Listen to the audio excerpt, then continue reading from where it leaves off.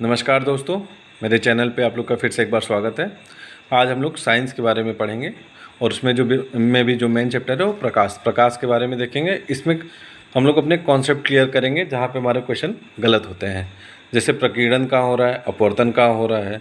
दूसरा क्वेश्चन कहाँ गलत होता है कि अवतल लेंस कहाँ यूज होगा, उत्तल लेंस कहाँ यूज होगा, उत्तल दर्पण कहाँ यूज होगा, अवतल दर्पण कहाँ यूज होगा, दूर दृष्टि दोष में कौन सा लेंस यूज होगा, निकट दृष्टि दोष में कौन सा लेंस यूज होगा। ठीक है, तो ये जो क्वेश्चन है, बाकी तो आपको मेन आते ही होंगे कि हाँ प्रकाश कितनी गति से चल रहा है, 3 × 10 के पावर 8 मीटर प्रति सेकंड से कितने देर में पहुंचता है, 8.3 मिनट में। तो ये सब तो बेसिक क्वेश्चन है, ये आपको याद होंगे प्रकाश से रिलेटेड। लेकिन कन्फ्यूज़न वाले क्वेश्चन यही रहते हैं, और ये आते हुए क्वेश्चन जब गलत हो जाते हैं तो आप ऑटोमेटिक मेरिट में से बाहर हो जाते हैं। ठीक है, तो पहले हम लोग देखेंगे दर्पण वाले। ठीक है, तो 3 प्रकार के दर्पण होते हैं, समतल, अवतल और उत्तल। ठीक है, समतल दर्पण में क्या होता है, इससे रिलेटेड क्वेश्चन क्या पूछता है कि यदि एक जैसे हम हैं और हम अपने आप को प्रतिबिंब में पूरा देखना चाह रहे हैं तो समतल दर्पण की लंबाई क्या होनी चाहिए, तो ये हमेशा आधी होनी चाहिए। पहला क्वेश्चन क्या बनता है कि समतल दर्पण में यदि हम अपना पूरा प्रतिबिंब देखना चाहते हैं तो समतल दर्पण की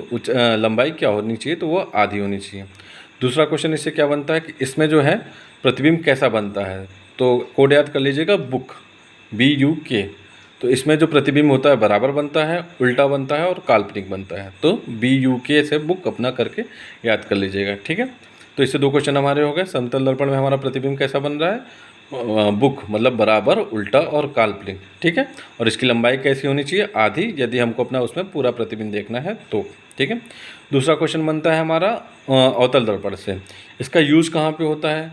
अब इसमें जो प्रतिबिंब बनता है वो फोकस केंद्रों और वस्तु की स्थिति के आधार पर अलग अलग बनता है। तो ये जल्दी पूछता नहीं, क्योंकि इसमें कई स्थितियां बनती हैं। फोकस केंद्र इधर रहेगा तो अलग स्थिति, और वस्तु अलग दूसरे स्थान पे तो अलग स्थिति, इस आधार पे कई स्थितियां बनती रहती, तो इससे रिलेटेड क्वेश्चन पूछता नहीं है।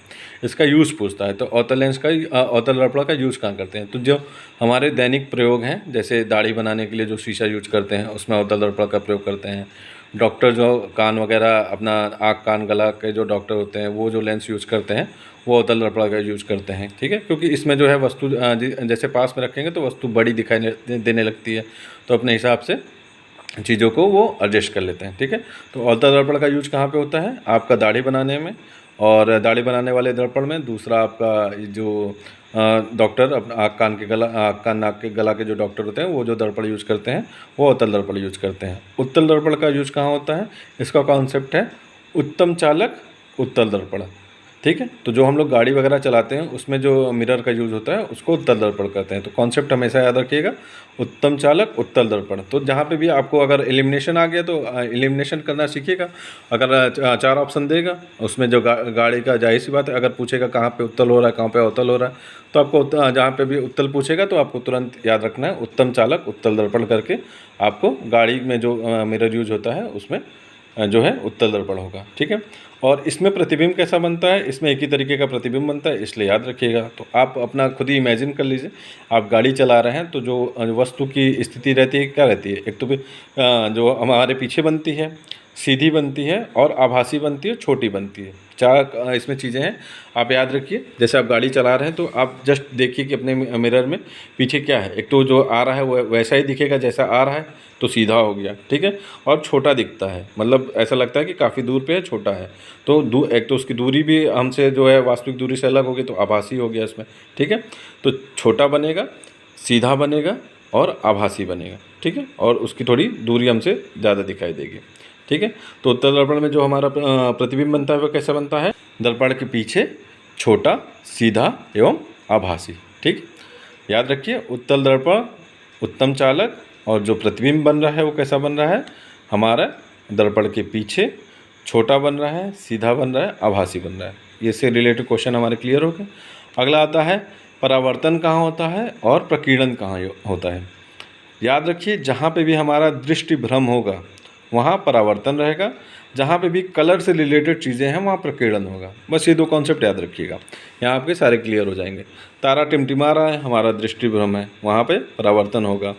पानी में रखी छड़ टेढ़ी दिख रही है, वहाँ परावर्तन होगा।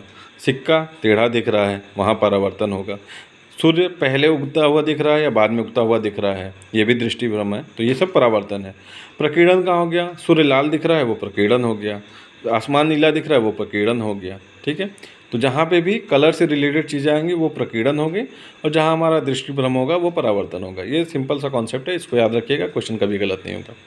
तीसरा जो कॉन्सेप्ट आता है वो आता है कि निकट दृष्टि दोष, दूर दृष्टि दोष में कौन कौन से लेंस यूज होते हैं।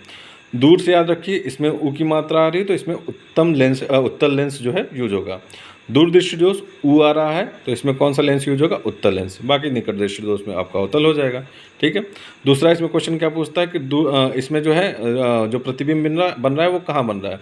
अब निकट दृष्टि दोष है तो इसका याद करने का तरीका क्या है, रेटिना के आगे, आगे मतलब हमारे पास में। ठीक है, तो निकट से आगे हो गया, आगे मतलब इसमें जो प्रतिबिंब बन रहा है वो रेटिना के आगे बनेगा, आगे मतलब हमारे पास में बन रहा है।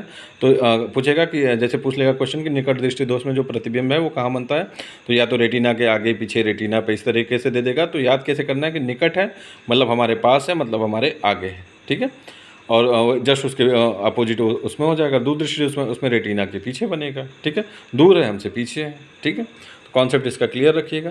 निकट दृष्टि दोष में आपका कहाँ पे बनेगा जो है प्रतिबिंब, रेटिना के आगे, दूर दृष्टि दोष में रेटिना के पीछे। दूर दृष्टि दोष में ऊ की मात्रा आ रही है तो यहाँ पे उत्तल लेंस यूज होगा, और निकट दृष्टि दोष में आपका अवतल लेंस यूज होगा। ठीक है, निकट दृष्टि दोष में क्या होता है, निकट की वस्तु दिखाई देती है और दूर की नहीं दिखाई देती है। जस्ट उसका अपोजिट है दूर दृष्टि दोष में, दूर की दिखाई देगी और निकट की नहीं दिखाई देगी। एक और क्वेश्चन पूछता है कि प्रकाश जब एक माध्यम से दूसरे माध्यम में जाता है तो क्या नहीं बदलता है। आवृत्ति, कई बार ये क्वेश्चन मतलब बहुत ही बार रिपीटेड है और बहुत ही कॉमन क्वेश्चन है, हर एग्जाम में कहीं ना कहीं से पूछा ही जाता है कि क्या चीज़ें जो हैं वो नहीं बदलती हैं। एक क्वेश्चन और पूछा जाता है कि जो हम लोग पढ़ते समय जो लेंस यूज करते हैं वो कौन सा रहता है, तो वो उत्तल लेंस होता है। ठीक है, तीसरा क्वेश्चन ये होता है कि जो हम लोग टीवी वगैरह देखते हैं उसमें कौन कौन से कलर का, रंगीन टेलीविज़न में कौन कौन से कलर यूज होते हैं, तो लाल, हरा और नीला। ये सब कॉन्सेप्ट वाले क्वेश्चन हैं, मतलब रटने वाले हैं, फैक्चुअल हैं, तो इनको याद कर लीजिएगा। ये सारे क्वेश्चन आपको हमेशा काम देंगे। एक और क्वेश्चन जो हमेशा पूछता रहता है प्रकाश के पूर्ण आंतरिक परिवर्तन से, कि कौन कौन सी चीज़ें जो हैं प्रकाश के पूर्ण आंतरिक परिवर्तन से रिलेटेड हैं। एक तो पहला हो गया हीरे का चमकना, उसमें जब है प्रकाश पूर्ण आंतरिक परिवर्तन होता है तब हीरा जो है चमकता है।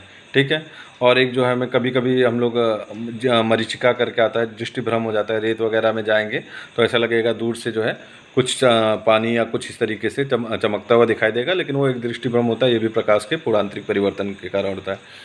एक आजकल जो मेडिकल क्षेत्र में यूज होता है एंडोस्कोपी, उसमें भी जो है पूर्ण आंतरिक परिवर्तन का यूज होता है। जो आजकल फाइबर यूज होता है इसमें संचार के क्षेत्रों में, उसमें भी पूर्ण आंतरिक परिवर्तन का यूज होता है।